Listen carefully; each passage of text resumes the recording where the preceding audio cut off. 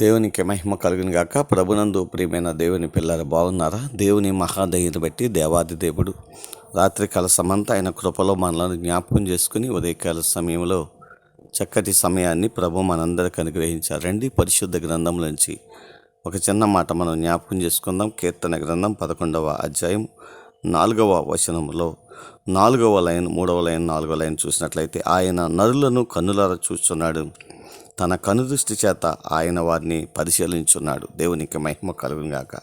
ఆయన నరులను కన్నులారా చూస్తున్నాడు, తన కనుదృష్టి చేత ఆయన వారిని పరిశీలిస్తున్నాడు. ఎంత అద్భుతమైన మాట. నువ్వు ఎటువంటి బాధలో ఉన్నా, ఎటువంటి ఇబ్బందికర పరిస్థితిలో ఉన్నా, ఏ సమస్యలు గుండగా నువ్వు వెళుతున్నా, నిన్ను పరిశీలన చేసే దేవుడు ఉన్నాడు.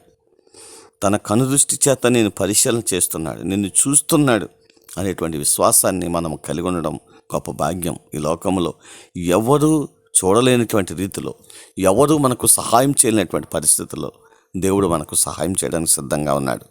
నిజమే ప్రియమైన దేవుని పిల్లరా, ఆయన నరులందరి మీద తన దృష్టిని ఉంచాడు అన్న విషయాన్ని పరిశుద్ధ గ్రంథము జ్ఞాపకం చేస్తుంది. తన కనుదృష్టిని మనపైన ఉంచి మనల్ని పరిశీలన చేస్తున్నాడు.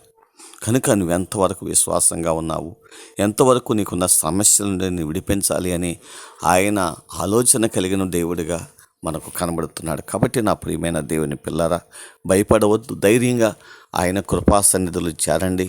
ఆయన కృపా పాదాలు పట్టుకొని మొరపెట్టి ఆయనిచ్చే ఆశీర్వాదాలు సంపాదించుకొని, దీవెనలు సంపాదించుకొని, నెమ్మది సుఖముతో సౌఖ్యముతో మీరు మీ కుటుంబాలు జీవించాలని ఈ చిన్న మాట ద్వారా జ్ఞాపకం చేస్తున్నాను. దేవుడు అటువంటి గొప్ప కార్యాలని పరిశుద్ధాత్మ దేవుడు మీ కుటుంబాల్లో జరిగించి నడిపించునుగాక. ఆమెన్. కృపా సత్య సంపూర్ణమైన మా తండ్రి, కృపామయుడమైన మా దేవ, నీ కృపకే వందనాలు, స్తుతులు చెల్లిస్తున్నాను తండ్రి. అల్పుడను, అయోగ్యుడను, ఎన్నిక లేని వాడిని, యోగ్యత లేనటువంటి నన్ను మీరు జ్ఞాపకం చేసుకుని ఎంత గొప్ప భాగ్యాన్ని మీరు నాకు అనుగ్రహించినందుకు వందనాలు, స్తోత్రాలు. స్థానిక సంఘాన్ని, గ్రామాన్ని కూడా దీవించండి, ఆశీర్వదించండి. ఆరోగ్యమును, బలమును, శక్తిని దయచేయండి. దేవా, మా రాష్ట్రాన్ని జ్ఞాపకం చేసుకోండి. రాష్ట్రంలోని ప్రతి గ్రామాలను, ప్రతి పట్టణాలను కూడా మీరు జ్ఞాపకం చేసుకొని నెమ్మది, క్షేమమును వారు దయచేయండి. బిడ్డలు చేస్తున్న వ్యవసాయములను, చేతి పనులను, వ్యాపారములను, ఉద్యోగములను కూడా దీవించండి. నూరంతల ఆశీర్వాదాలు వారికి దయచేయండి. దేవ, చిన్న బిడ్డలను, చదువుకునే బిడ్డలకు మంచి జ్ఞానాన్ని, ఆరోగ్యమును దయచేయండి.